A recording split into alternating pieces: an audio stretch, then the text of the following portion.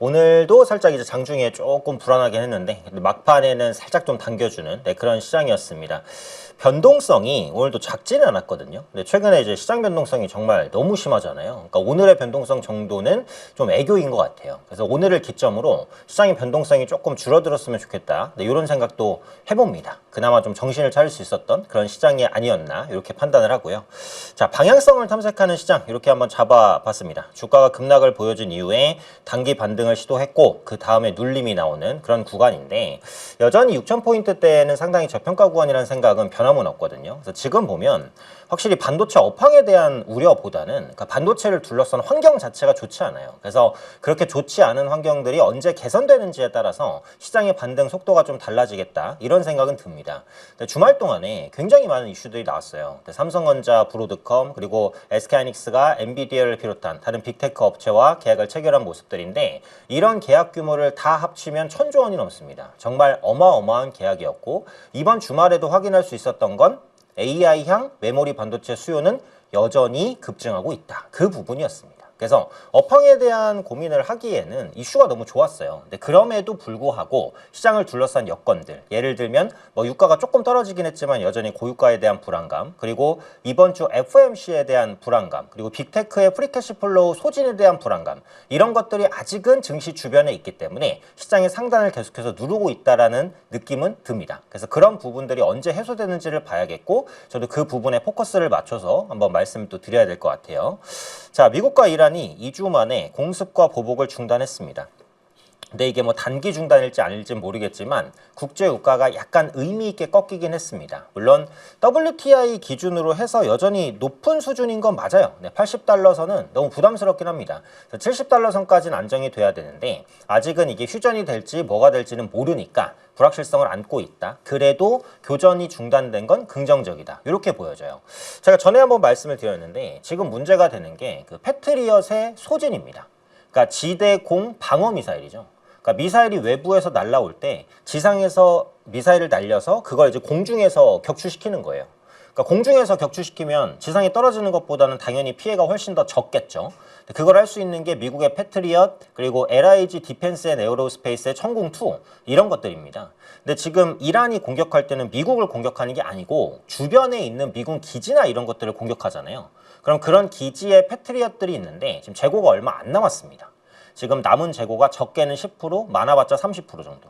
지금 글로벌적으로 전체 패트리엇 재고도 절반 이하로 떨어졌대요. 그래서 그런 부분들을 미국에서도 염려하고 있기 때문에 이런 식으로 이란을 산발적으로 공격하는 건 의미가 없겠다라는 여론이 미국 내부에서도 확대가 되고 있습니다. 트럼프 대통령도 그걸 받아들여서 더 이상 공격을 안 하기로 결정한 것 같아요. 이렇게 된다면 당분간은 격한 무력 충돌 가능성은 조금 줄어들지 않았나는 생각은 들어요. 여기서 이제 협상이 들어간다면 협상이 어떤 모습인지를 봐야겠죠. 물론 이것은 추정이고 앞으로 또 어떻게 나올지 모르니까 앞으로 나오는 부분들은 추가적으로 체크는 해야겠죠. 자, 김용건 실장이 이제 필요하면 레버리지 규제 추가 방안을 검토하겠다라고 했습니다. 그래서 레버리지 규제들이 이제 나왔고 31일부터 예탁금 상향 이런 것들이 진행이 되는 건 맞는데 그게 효과가 있을지 없을지는 뭐 모르고 또 회의적이긴 하잖아요. 그래서 효과가 좀 없다라고 한다면 추가적으로 대응책을 내놓겠다. 그래서 이재명 대통령이 추가 대책에 대한 얘기를 한 다음에 나온 언급이기 때문에 뭐 레버리지 배율에 대한 가능성도 조금 이제 나오긴 했습니다만 현재로서는 효과가 있는지 없는지를 말해서 다음 달 초까지 보고 없다면 추가적인 조치를 할 수 있다. 이렇게 했어요. 그래서 이런 부분들은 투자 심리에 조금이라도 도움이 될 수 있는 부분이다. 이렇게 생각을 하고요. 또 가족분들께서 정말 많이 보유하고 계시는 기업, 네이버입니다. 네이버. 정말 큰 이슈였거든요, 사실. 주말에 나온 거는. 그래서 엔비디아양 10억 달러의 3자 배정 유증입니다. 3자 배정 유증이 그러니까 양사가 협업하는 가장 직접적인 그리고 가장 어떻게 보면 과감한 그런 조치라고도 보여져요. 그러니까 엔비디아가 쉽게 말해서 네이버와 지분 투자를 하는 거죠. 네. 조인트 벤처를 세우고 물론 그거는 이제 나중 얘기긴 합니다만 일단 지분 투자라는 것 자체가 가장 직접적인 결합입니다. 그러니까 앞으로 네이버와 엔비디아는 굉장히 서로 협업해서 많은 것들을 하겠다. 그 중에 하나가 AI 팩토리죠. AI 팩토리를 통해서 우선적으로 기대할 수 있는 건 소버린 AI고 한국형 소버린 AI가 필요하다라는 말들 계속 나오잖아요. 그래서 네이버의 가치는 충분히 올라갈 수 있죠. 근데 이게 10억 달러가 액수로 따지면은 이게 1조 4천억 정도, 1조 4,800억 정도? 요 정도 되잖아요. 그러면 3자 배정이기 때문에 사실은 이 이슈를 지분가치 희석으로 시장이 평가를 잘 하진 않아요. 근데 그것도 우려가 됐는지 1조 원 규모의 자사주 소각까지 했습니다. 하기로 했죠. 네. 그러니까 네이버가 주주 가치에 확실히 조금 포커스를 두고 있구나. 엔비디아양 3자 배정만 해도 충분히 작지 않은 저는 호재라고 보는데 여기서 늘어나는 주식이 좀 부담스럽다면 1조 원 자사주 소각할게 라는 얘기까지 했단 말이에요. 그래서 어떻게 보면은 이제 지분 가치 희석에 대한 우려도 줄이면서 엔비디아 협업도 하고 그런 부분들이 충분히 기대감을 줄만 했어요. 오늘은 조금 아쉽죠. 시장이 좀 받쳐줬다면 아마 조금 더 강세를 보였을 겁니다. 장중에 이제 하이닉스랑 삼성전자가 막 마이너스 전환하고 이러다 보니까 투자 심리가 조금 약해졌다. 근데 이 이슈 자체는 충분히 의미가 있다. 이렇게 말씀드리겠고요. CXMT가 금일 중국의 과창판에 상장한 이후에 급등을 했습니다. 몇백 % 급등하면서 시가총액이 거의 뭐 600조 이렇게까지 올라가는 그런 모습이었는데 좀 예정돼 있었어요. 왜냐면 CXMT의 몸값이 원래 한 달 전만 해도 한 500조 정도도 받을 수 있을 거다. 뭐 이렇게 했거든요. 근데 수요 예측하고 어쩌고저쩌고 하다가 200조가 안 되게 스타트가 됐어요. 그러니까 이거 저평가입니다. 분명히 그거는. 그러니까 저평가돼서 상장된 게 맞기 때문에 상장 후 급등하는 게 이상하지는 않아요. 근데 이제 지금 시총 한 600조를 받는다라고 한다면 SK하이닉스랑 대충 한 2배 정도밖에 차이가 안 나는 거잖아요. 올해 CXMT가 이익을 엄청 잘 내도 한 50조? 그 이상 내기 힘들 겁니다. 근데 SK하이닉스 2분기 영업이익 아직 안 나왔죠. 근데 지금 컨센이 얼마죠? 60조 원대입니다. SK하이닉스가 한 분기 만에 버는 돈을 CXMT는 1년 해봤자 벌 수 있을까예요. 근데 시총은 절반 가까이를 따라왔다면 와 이거는 확실히 삼성 하이닉스가 저평가를 받고 있다는 생각을 안 할 수가 없게 만든 그런 부분입니다. 그래서 창신 메모리가 앞으로 이제 주가가 어떻게 될지 모르겠어요. 급등했으니까 좀 쉬어갈 가능성이 높다라고 보는데 어쨌든 뭐 현 수준에서 플랫하게 간다라고 한다면 이 가치는 삼성전자, SK하이닉스에는 호재일 수 있다고 봅니다. 어쨌든 창신 메모리가 이 정도의 가치인데 이거의 시가총액 2배 조금 넘는 수준밖에 못 받는다? 제가 볼 때 이거는 좀 잘못됐다고 봐요. 최소한 3배 이상은 받아야지 맞다고 보거든요. 그래서 지금 안 그래도 SK하이닉스 ADR이랑 본주의 가격 차이가 심해서 이게 확실히 좀 저평가다 이런 얘기 나오는 와중에 CXMT까지 급등해버리니까 삼성전자 하이닉스의 저평가에 대한 힘이 조금 더 실리고는 있어요. 물론 그렇다고 해도 레버리지나 뭐 여러 가지 둘러싼 여건들 앞서 말씀드렸던 그런 게 만만치는 않습니다. 그래서 쉽게 견인되지는 않겠지만 그러니까 주변의 지표들을 보면 빅2가 싸다라는 인식은 계속해서 주고 있다. 이런 생각은 들어요.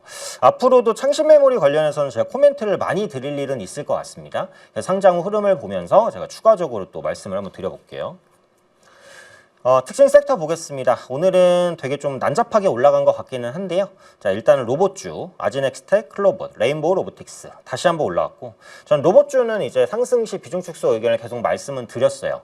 왜냐면 삼성의 로봇 전략에서 어떤 종목이 수혜를 받을지가 조금 불명확하다.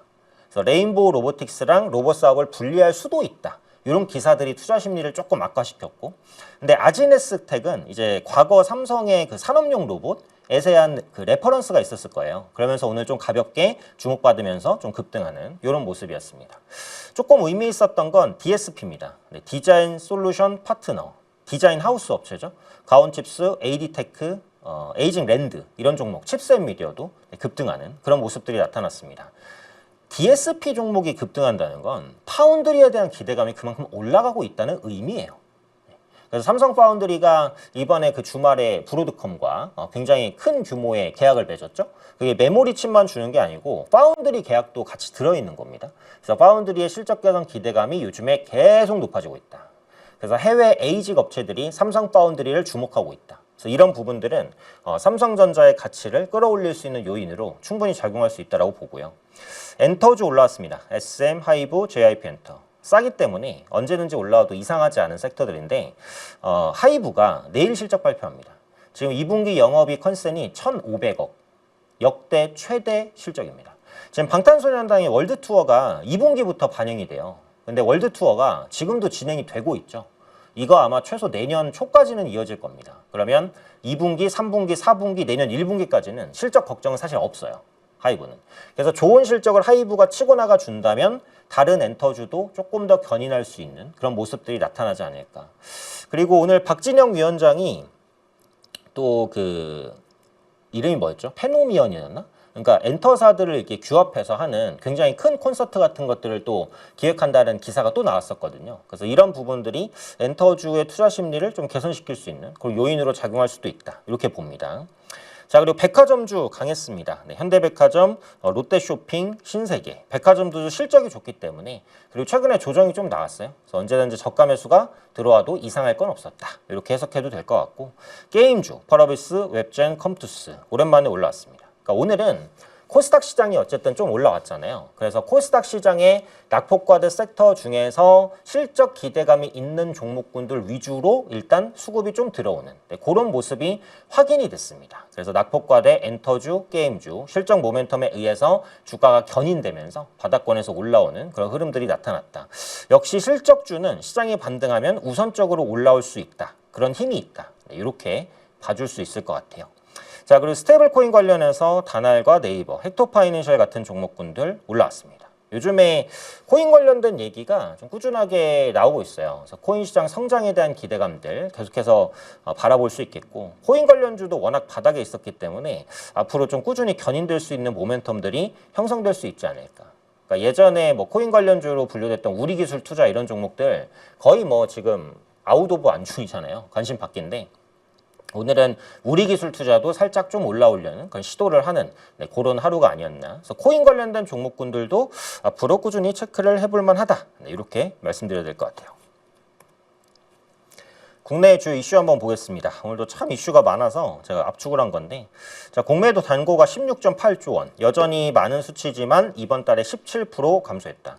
그러니까 지금 이제 약간 어떻게 보면 악성 물량이 많이 줄어들고 있어요. 그러니까 공매도 잔고도 좀 줄어들고 과도한 신용 잔고도 조금 이전보다는 하향 안정화가 되는 것 같고 그러니까 레버리지로 쏠렸던 자금의 거품이 많이 좀 빠졌습니다. 근데 이렇게 레버리지의 거품이 빠졌다라고 한다면 일단 시장이 어떤 모멘텀으로 올라갈 때 조금 더 안정적으로 올라갈 수 있는 모멘텀은 마련될 수 있거든요. 그래서 이런 부분들은 좀 긍정적이다. 공매도 잔고가 줄어드는 것은 그렇게 보고요. 일론 머스크가 5년 내 AI가 인류지능을 추월할 것이다. 이런 언급을 했습니다. 근데 뭐 추월은 할 수 있어요. 추월은 할 수 있는데 추월을 했다고 해서 사람이 하는 걸 확실하게 대체할 수 있냐 이건 또 별개 문제거든요. 그러니까 5년 안에는 굉장히 어렵지만 어쨌든 일론 머스크가 AI에 대한 투자 의지를 조금 북돋아주는 그런 언급을 했습니다. 근데 일론 머스크는 항상 좀 과장되게 표현하는 경향이 있어요. 그래서 자기가 말한 것들을 궁극적으로는 좀 지키는 것 같긴 한데 그 시점이 생각보다 되게 길어진다. 그거는 감안을 좀 해주셔야 되지 않나. 그래서 AI가 생각보다 빠르게 성장할 수 있다. 이런 것들을 좀 강조하는 언급들이 나왔고요. 또 삼성전자와 하이닉스가 광주 군공항 부지 현장 답사했다는 소식입니다. 그러니까 지금 호남 반도체 클러스터에 대한 예비 부지로 광주 군공항 부지가 떠올랐는데 이게 우리가 단독으로 결정할 수 있는 게 아니고요. 이게 미군과도 협조를 해야 되는 부분이에요. 군공항 부지다 보니까 미국도 같이 썼던 곳이거든요. 그래서 미국의 협조도 받아야 되고 아무래도 뭐 지역 주민이라든지 이런 협의들이 다 이루어져야 돼서 빠르게 진행될 수 있을지는 모르겠어요. 근데 삼성전자 하이닉스가 벌써 이제 현장 답사를 갔다는 건 가능성이 예전보다는 좀 올라오지 않았나? 이런 생각. 첫 삽을 푸는 이제 시기가 되면 모멘텀이 조금 더 강화될 가능성은 있을 수도 있겠다. 그 정도의 생각은 있습니다. 그래서 호남 반도체 클러스터 관련된 얘기. 그러니까 이런 이슈는 지금은 시장에 많이 주목을 못 받은 전공정 관련된 종목군들이 조금 움직일 수 있는 가능성을 줄 수 있기 때문에 그 부분을 한번 살펴볼 수 있겠죠. 자, 그리고 삼성전자가 HBM5에 2나노 공정을 적용하겠다고 했습니다. 이거는 뭐 당연한 것 같아요. 지금 2나노 공정이 최선단 공정이죠. 삼성 파운드리의 GAA, 그러니까 게이트 올 어라운드라는 공정입니다. 이게 이제 삼성 파운드리에서 야심차게 하는 기술인데, 그러니까 전류가 흐르는 길이 있어요. 그러니까 이게 나노 공정이라는 것은 쉽게 말해서 이게 전류가 흐르는 길을 얼마나 얇게 만들 수 있냐의 싸움이거든요. 근데 이게 너무 작은 나노 단위로 오니까 길이 너무 얇고 너무 좁아져요. 그러니까 전기가 그 길을 타고 가다가 그 길에서 이탈을 해버리는 상황이 발생합니다. 길 자체가 너무 작고 미세하니까. 그래서 그런 것들을 막기 위해서 나온 기술이 핀펫이라는 기술인데, 그러니까 전류가 흐를 때 이렇게 사면이 있으면 그 중에 3면을 막아줘요. 핀펫은. 그래서 이제 전류를 좀 안정적으로 흐를 수 있게 해주거든요. 근데 여기서 한 단계 더 나간 게 GAA, 삼성 파운드리의 게이트 올 어라운드 기술입니다. 이거는 핀펫은 3면에서 전류를 잡아주는데 게이트 올 어라운드는 4면에서 잡아줘요. 그러면 훨씬 더 안정적으로 전류가 흐를 수 있겠죠. 요게 이제 선단 공정으로서 삼성 파운드리가 시작했고 TSMC도 요 게이트 올 어라운드를 현재 적용을 하려고 하고 있는 단계입니다. 그래서 2나노 GAA 공정이 현재 최선단 삼성 파운드리 공정이라고 보시면 되는데 HBM5에 요걸 적용하겠다라는 거죠. 그러니까 이걸로써 알 수 있는 것은 HBM은 단계가 올라갈 때마다 파운드리가 중요해집니다. 요거는 전에도 말씀드렸고 제가 그래서 삼성전자의 가치를 높게 평가를 하는 거거든요. 항상. 네. 파운드리 때문에 그렇습니다. 그래서 이번에 세부 실적 발표 후에 조금 이제 그 주주에게 언급할 기회가 있으면 파운드리 관련된 얘기가 나올 거예요. 그때 이제 흑자 전환 시기나 이런 부분에 대한 힌트를 얻을 수도 있다라고 보니까 앞으로 삼성에서 나오는 언급들 계속 좀 보시면 될 것 같아요. 그리고 여전히 중요한 캐펙스. 그래서 지난주에 이제 캐펙스 불확실성이 좀 완화가 됐죠. 연간 캐펙스 가이던스 2천억 달러 상향 조정. 내년에도 큰 폭 투자 확대 기조를 유지하겠다. 라고 했는데 내년에 얼마 하겠다라고는 안 했더라고요. 네. 그러니까 내년에도 구글이 투자를 많이 한대요. 많이 할 건데 얼마를 하는지는 얘기는 안 했습니다. 어쨌든 그냥 많이 한다고 하면서 우려감을 조금 줄이기는 했다. 근데 이제 현금 흐름은 보시는 대로 좀 소진되고 있다. 이 부분을 어떻게 만회해 줄까? 그러니까 전에도 말씀드렸지만 이 현금 흐름을 채우려면 그러니까 지금 무료 이용자들한테 어떻게 돈을 뽑아낼 것인가 그거거든요. 가장 쉽게 생각할 수 있는 게 어쨌든 광고예요. 조만간 제미나이에도 광고가 붙을 겁니다. 지금 챗 GPT에는 광고가 선별적으로 붙고 있어요. 무료 사용자 기준이죠. 제미나이도 무료 사용자 대상으로 아마 광고가 붙을 거예요. 근데 그 광고가 우리가 네이버에서 보는 막 이런 전면 광고 막 이런 거 말고 이제 검색을 하면 그 검색을 했을 때 밑에 붙이는 광고. 예를 들어서 내가 여름에 입을 옷 좀 추천해줘. 이러면 옷을 이런 옷 추천해줘요. 하면서 밑에 링크를 한 2개 띵 띄운다든가. 그런 게 광고일 수는 있죠. 그러니까 너무 이제 지저분한 광고 말고 검색 결과에 맞는 광고 이런 것들을 넣기 시작할 거예요. 이런 것들이 현금 흐름 개선에 좀 도움을 줄 수 있지 않을까 이런 생각은 있습니다. 그러니까 상반기 국내 기업의 성과 보면 그러니까 제약바이오는 참 이게 어려운데 오늘 보시면 그래도 펩트론이 좀 올라왔고요. 알테오젠도 좀 올라왔죠 오늘. 제약바이오주가 일단 낙폭과대주 기준으로 좀 올라오기는 했어요. 코오롱 티슈즈는 한가 풀리면서 조금 올라오는 듯하고 그래서 이제 요런 이슈들이 임상 실패에 대한 부분도 좀 있었지만 기술 이전이나 M&A나 권리 이전에 대한 부분들도 긍정적인 이슈들도 좀 있긴 하거든요. 근데 지금은 너무 부정적인 이슈가 부각되면서 제약바이오주가 두드려 맞았는데 일단 코오롱 티슈진이 한가를 풀었고 알테오젠이 그래도 저점 잡는 시도를 좀 하고 있고 펩트론이 바닥권에서 수급이 조금 들어온 걸 보면 앞으로 제약바이오주가 약간 추세 전환을 시도할까에 대한 기대감 아직은 못했는데 좀 할 수도 있지 않을까라는 살짝의 기대감을 좀 갖게 하긴 합니다. 제약바이오는 하도 이제 뒤통수를 맞아서 기대하기도 좀 어렵고 투자라고 권해드리는 섹터도 아니에요 사실. 제약바이오는 너무 어려워서 그렇긴 한데 어쨌든 제약바이오주가 돌면 코스닥이 돕니다. 그러니까 봐야죠. 내가 제약바이오주를 안 해도 제약바이오주를 봐야 돼요. 왜? 코스닥 지수에 직접적인 영향을 미치는 게 제약바이오주니까. 그래서 앞으로 이제 바닥 찍고 좀 올리면서 지수에도 도움을 줄 수 있을지 그 부분들도 같이 한번 챙겨보시죠. 그리고 이제 여전히 아쉬운 건 예탁금이에요. 그 예탁금 잔고가 줄어들면서 지금 100조 원 밑으로도 어쩌면 내려올 수도 있습니다. 그러니까 예탁금 보면 시총 대비 고객 예탁금 줄죠. 그리고 예탁금 잔고는 올라갔다가 이게 136조인가 9조, 139조인가가 아마 정점이었을 거예요. 찍고 나서 지금 105조 이 정도로 많이 떨어졌습니다. 생각보다. 100조 원 밑으로까지 떨어진다면 요거는 센티멘탈 상으로 조금 안 좋을 수 있어요. 그래서 개인 투자자의 자금이 언제 귀환하냐 요걸 또 봐야 될 것 같고 그래도 신용 잔고가 같이 줄고 있으니까 이 부분은 그나마 좀 긍정적이다. 신용 잔고가 늘어날 때는 하락할 때 이제 지수를 더 급락시키는 경향이 있거든요. 신용 잔고가 좀 줄어들고 있다는 것은 하락 시에 지수 급락을 조금 만회해 줄 수 있는 그런 가능성들이 생기고 있는 것이다. 이렇게도 생각이 되고요. 자, 그리고 SK텔레콤 요즘에는 통신주가 아닌 것 같습니다. 그래서 SK하이퍼라는 출자 공지가 나왔는데 이제 AI 데이터 센터 사업을 본격적으로 하겠다. 그러니까 지난 주말에 좀 이슈가 나왔었고요. SK 하이퍼라는 걸로 대규모 AIDC 사업, 데이터 센터를 소유하는 방식이 아니라 부지와 전력 인프라를 선제적 확보, 고객과의 상업계약 체결해서 초기 사업 개발에 집중하는 구조. 그러니까 이게 어쩌면 뭐 아마존의 그 AWS라든지 이런 것과 살짝 비슷한 구조를 가려고 하는가? 이런 기대감이 좀 있죠. 그래서 SK텔레콤은 이제 더 이상 통신주로 볼 수 없다. 이제 AI 수혜를 확실히 받고 있는. 물론 엔스로픽의 지분 확보가 알려진 다음부터는 AI 모멘텀이 강했는데요. 최근 들어서 그 모멘텀이 점점 더 강해지고 있는 것 같습니다. 그래서 중장기적으로도 한번 볼 수 있는 종목이 되고 있는 게 아닌가 그런 생각. 근데 이제 종목 자체가 무겁기 때문에 단기론 재미없겠죠. 조금 이제 길게 보실 분들이 한번 체크를 해볼 만한 그런 종목이 아닐까 생각이 됩니다. 자, 여기까지 보고 넥스트라이드에서 움직이는 거 있나 한번 볼게요.